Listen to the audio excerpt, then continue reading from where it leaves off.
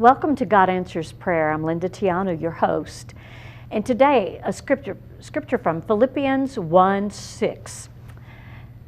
I pray with great faith for you because I'm fully convinced that the one who began this gracious work in you will faithfully continue the process of maturing you until the unveiling of our Lord Yeshua HaMashiach. So many of us had good beginnings of being raised in church and made a commitment to Yeshua. However, many of us also strayed away at some point, and then the one who loves us more than life itself began to draw us back and to show us his ways. Our guest today, Pastor Larry Lewis of Ruidoso Baptist Church, was one of us. Let's hear his story of how Yeshua put him on a plain path to where he is today. We'll be right back after this. Well, welcome back to God Answers Prayer. I've got Pastor Larry Lewis from Ruidoso Baptist Church, and it's good to have you here. It's good to be here. Good to be here. So, I was talking in the opening about how many of us grew up in church, in a Christian home, made our profession of faith, and then, the teenage years, early adult years hit, and we did things differently. Yes, definitely.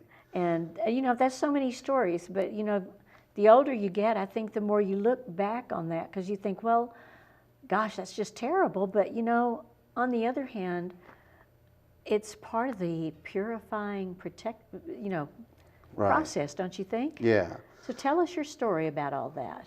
Well, I grew up, I remember as a child, probably around first grade, actually, a person from Hillcrest Baptist Church in El Paso, Texas, they were out just inviting people to church, knocked on our door, and I started going. And, not that long later, I got saved at Hillcrest and kind of got really involved in Sunday school, was faithful, had a good youth pastor, and kind of just grew up. They had a teen choir, got involved in all of that stuff, and then just got involved when I got 16 years old, got involved in the workforce and kind of got busy with work and I didn't really get out of church, but my faithfulness definitely wasn't there, and got around with the wrong crowd and hanging around with the wrong people. And there was several years, probably till about I was 23, that I was kind of just hit and miss at church, just kind of playing the game almost, I feel like. And then I met my wife. My wife grew up at church as well, and that's where I met her, and good friends with her brother. And so we ended up getting married there at Hillcrest. And so really that's been kind of our life there. But when our child was born, it was one of those, we just wanted to raise our children right. We wanted to keep them in Christian school, and we did our best to sacrifice and do that. And so this is important when they need to be in church. And so we just started being faithful since then. And so really, I would say from 16 to 23, I praise the Lord that God kept me away from drugs. I mean, that was a big thing. I was offered drugs a lot with the group I was hanging around with. And I was always feared it. I saw people's lives that I knew destroyed. And I had a fear for it. And I'm thankful for that. Now, alcohol, not so much. But, but no, I got into that quite a bit, and I smoked a lot. My language got pretty bad. And then I just said, I don't want my kids growing up around this stuff. I don't want them to say, well, I hear it from my dad, And so we just me and my wife said, this is important. We need to do this. And so kind of got back in church and got back into Sunday school, still working, still doing we both worked in the restaurant business. And so we worked a lot of late Saturday nights and stuff like that. And so, but we were always just faithful. We just loved the church, just, trying to be there. The call to preach was really never on our radar. We just going through life, raising our kids, going to work, living life, I guess, just kind of would say. But then as time went on, I spent 10 years managing a restaurant, and me and my wife, we started a catering business for a little bit, trying to get into that. And throughout all of that time, I knew I wanted to help people. I knew just desiring to be a help to people, and so I went to nursing school and I became a registered nurse and enjoyed it. I loved it, and started working in El Paso at the emergency room at Del Sol Medical Center, and transitioned over to University Medical Center in El Paso, and I just loved it. And throughout all of this, my wife went to nursing school as well, and she graduated as a nurse. And so we had a good pastor there at the church, and he kept asking me, like, hey, you've been here, when are you going to start teaching a Sunday school class? When are you going to start getting more involved, And I was like, well, as a nurse in the hospital setting, you have to work every other weekend. I mean, that's just part of nursing life in the hospital setting. And so I began to pray. I said, Lord, if this is where you want me to go, to be involved, I need a job. I don't want work to be an excuse to miss church. But you know where I'm at, Lord. And so you know the financial situation, you know our situation. And so, Lord, I'm praying that you open a door that will allow me to not miss church on Sundays. And probably about two months later, I was working in the emergency room one day, and another emergency room nurse came up, and he was doing a different position called case management in the hospital. And he goes, hey, what do you think about coming over to this position?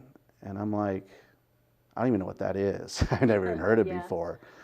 And he goes, well, it's another side of nursing, but it's Monday through Friday, 9 to 5 right now, and you don't work weekends. And I was like, I remember praying about that. And so I looked into it. The pay was the same. And I said, all right, let's do it. My wife's getting to be a nurse, nursing school. We have our kids, and,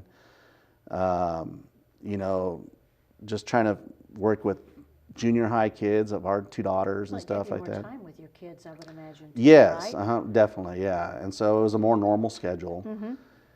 And as soon as I made that decision, I started teaching 5th and 6th grade. I said, okay, well, now I'm here every Sunday. I don't have a reason to miss Sundays now. And so I said, where can I start? I don't even know. And so we had some good friends, the Serranos back in there, and they were teaching 5th and 6th grade, and they could use some help. And so they said, why don't you help out in the 5th and 6th grade? And me and my wife went in there, and we loved it. I mean, it was really good working with the kids, and we were faithful with it. And I know Satan began to attack. As soon as you give your life, so you start making decisions for God, attacked. And I remember right after I did that, the administrator of the hospital came up to me and says, hey, why don't you be the administrator of the hospital? And I was in management of the case management at the time. And I was like, she goes, what you're getting paid now is nothing what you'll get paid as administrator. And to me, that was the prestigious position. That was a position that I really, like, wow, I get to be the guy, the main guy over the whole hospital. And so I asked her, I said, well, what are the hours like? What am I looking at? And she goes, well, it's nights, and, you have to work every other weekend again. He goes, but the pay's good, and not anybody can just do this job. There's only a few people, so it'll be just a rotating weekend shift again at nights. And it was kind of like, this is what I really thought as a prestigious job, I was like, wow, I get to be your goal. Yeah, kind of one of those things to be the director, be in charge and all that stuff. And I was in management at the restaurant for so many years, so I got kind of used to being in charge. And so, but I thought, if I do this, I can't teach Sunday school anymore. I'll have to miss church again. Everything that we're doing just won't work. And I said, no. I said, I can't do it. I go, the money will always be there. The money it'll happen. It'll be fine. And so I turned it down.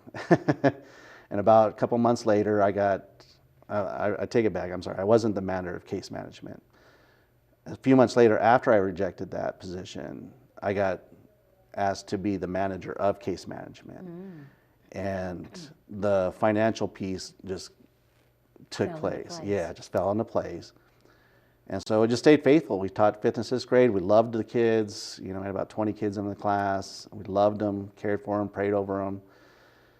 And then about a year and a half later, they said, well, why don't you do 9th and 10th grade? They need a teacher. Oh, boy. Yeah. And our daughters were junior high, and it was actually teaching our kids, you know. And so that was probably, to me, one of my favorite classes. Good. I loved the 9th and 10th grade. Every Friday was just, we'd go from one end of El Paso to the other to see them involved in their sports activities, to be watch them do band. My daughter was in volleyball. Saturday mornings were ROTC competitions, and we just wanted to be there for the kids, and we just loved them. I mean, it was really good. And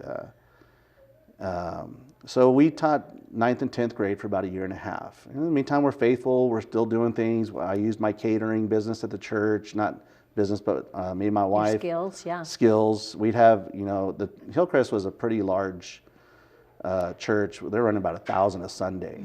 And so we did all the cooking for all the banquets, like about 200 people, 250. And so me and my wife were involved with that. So we were at the church, or at home, or at work, one of those three places. And it didn't go a whole lot else after that. But we did 9th and 10th grade for about a year and a half, and loved the kids, loved teaching them. And then, but me and my wife were kind of like, we need our own kind of class, you know. At the church we were at, it was either young marrieds or senior saints, you know, the ambassadors, they said. And so, like, we're kind of, our kids are in junior high, high school, we're kind of in this kind of weird age group. And so one of the staff members at Hillcrest says, well, why don't you just start your own class and teach adults? And I was like, ooh, that's rough. I mean, you know, I'd never been to Bible college or anything like that. And so I was like, all right, I guess. Not sure how that's going to work. And it was pretty scary, because I knew we're going to get adults, people that maybe know their Bible, and we're going to get visiting pastors or missionaries. And I was like, ooh, you know, kids are one thing, but adults, you got to be, you know, I feel like you got to really know your stuff. And so I said, all right, well, we had some friends at the church, and said, we'll be in your class and we'll be a help. And so we started teaching 35 to 55-year-old couples class, kind of our age group. And so it was great. You know, we did it for 7 years, and first couple of years we grew together. We had class activities together, and it was really good. I really enjoyed it. And throughout all of this time, we're faithful. We're doing what we're supposed to be doing. We're serving in the church. We're doing Sunday school class. We're just kind of doing what we can, raising our children for the Lord. And sounds like God was growing you step by step. He was. I really do. He was.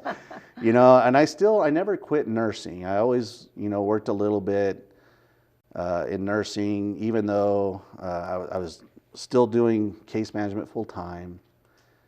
And I was still just being faithful, just loving doing what I'm doing, involved in different aspects of the church, teaching, doing all the kitchen stuff, the breakfasts and the big dinners and stuff like that, Veterans Day dinners and stuff like that. Me and my wife we're always there. Our kids would get involved and help us out as well. And we just kind of were there. That's where we were at, just faithfully serving the Lord. And in other words, you had established a comfort zone. I did. Yeah, it was good. I mean, we enjoyed doing it. We enjoyed doing it. And so throughout all of this, you know, I just kind of felt, I was like, okay, we're doing what we're doing. And then one day the pastor decides to have he wanted to hold they're called, I guess, college courses. They're not, I know they have some programs what they call the FBI in the institute, faith-based institute. Let's hold that thought for just a moment. I want to talk to our audience and just remind you that we do have prayer partners that will pray with you If you have a need, please call us. The number is right there on the bottom of the screen. And again, and I know this is like a broken record, but you never know who's going to be watching. You are not alone. Don't let those voices tell you nobody cares. We care. And it's an honor and a delight for us to be able to pray with you. So please give us a call. And also, if you haven't said yes to the one who loves you and has loved you from the foundation of the world, Yeshua HaMashiach, will you say this day, I need you. Come into my heart. He will. And as that happens to you, we would love for you to call us. We want to make sure you have a Bible so you can learn more about him. Give us a call, and we'll be right back with Pastor Larry. We're back with Pastor Larry. So you were talking about things were comfortable, but then some changes begin to come in. Yeah, and that's where again, I think God's, just working on my heart. And so they offered college classes there at the church, and they asked me, maybe you should take some of those, and I'm like, it might be good, good education, just kind of continue to grow.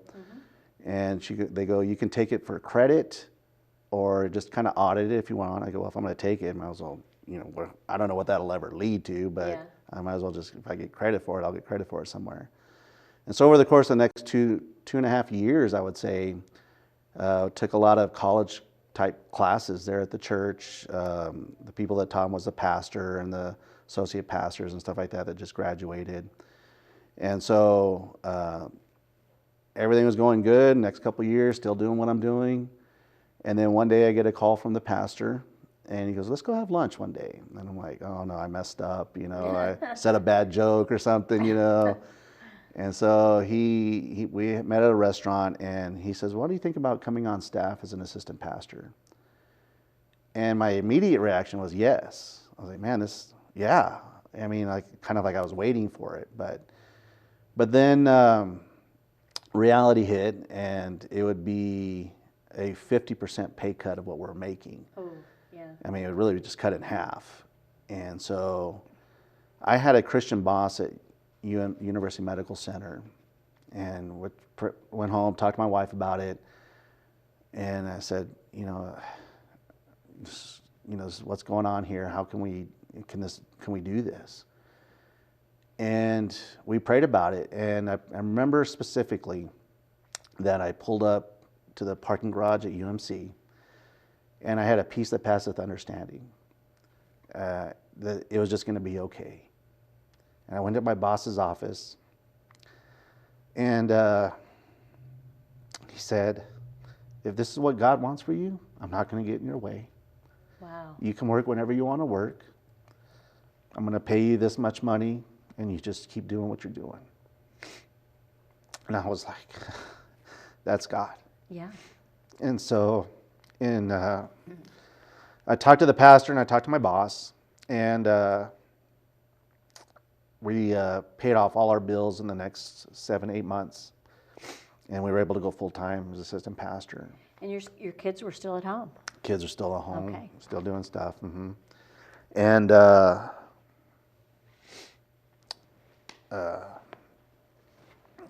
thank you. And so came on staff at Hillcrest Baptist Church for 5 years. As soon as I came on staff, I went to a leadership conference in Lancaster, and more and more I just felt like God's calling me to do more. God's calling me to do more. I'm already here all the time, but I still feel like it's not enough.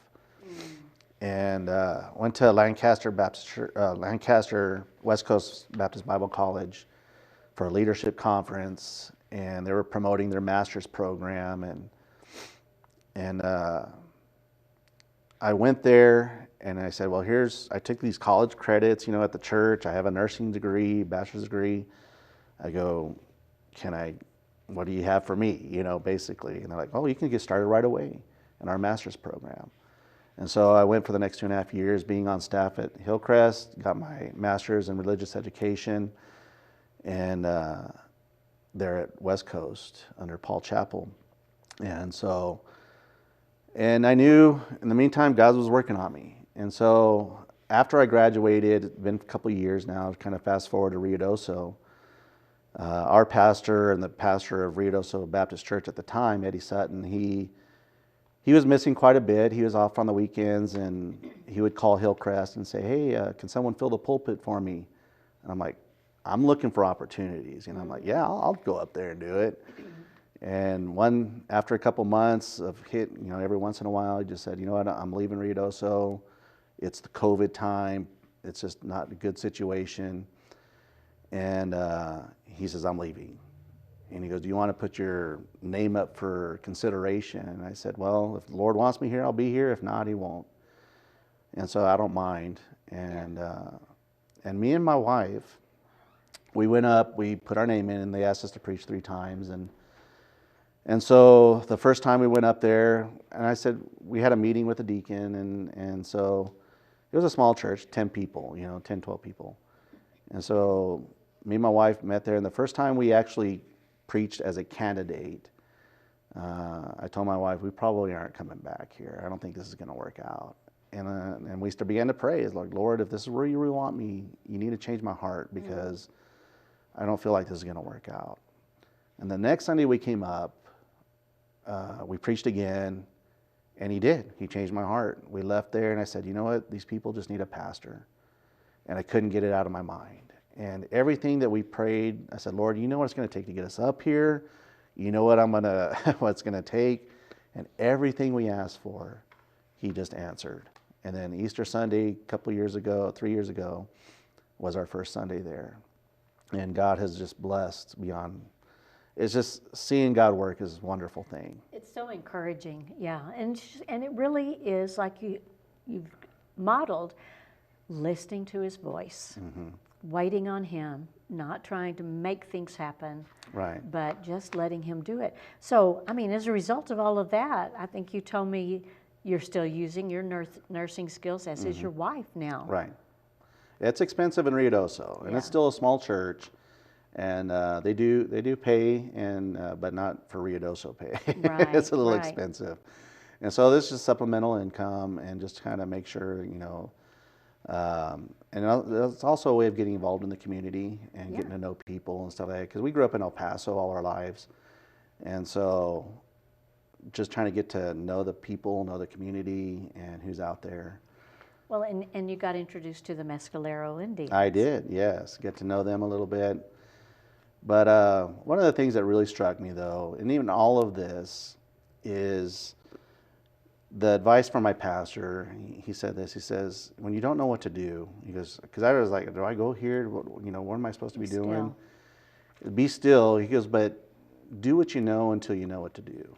And you're supposed to be faithful. Be faithful. You're supposed to use your talents for the Lord.